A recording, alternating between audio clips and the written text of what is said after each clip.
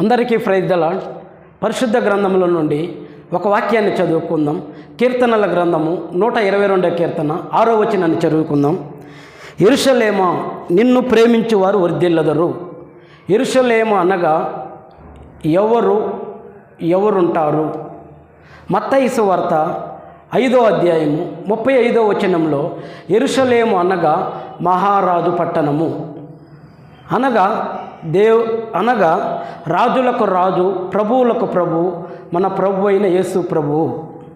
అంటే దేవుడు ఉండే స్థలము లేక మందిరము. ఎవరు దేవుడు మందిరాన్ని ప్రేమిస్తారో వారు అన్ని విషయాలలో వర్ధిల్లుతారు. అలాగే ఇంకొక వాక్యము 1 యోహాను 2వ అధ్యాయము 15వ వచనంలో, ఈ లోకమునైనను లోకంలో ఉన్న వాటినైనను ప్రేమింపకుడి అని దేవుడు చెప్పాను. ఎందుకంటే లోకమును దాని ఆశయు గతించిపోవును. దేవుని ఇంటిని ప్రేమిస్తే అన్ని విషయాలలో వర్ధిల్లుతారు. లోకంలో ఉన్న వాటిని ప్రేమిస్తే నాశనం అయిపోతారు.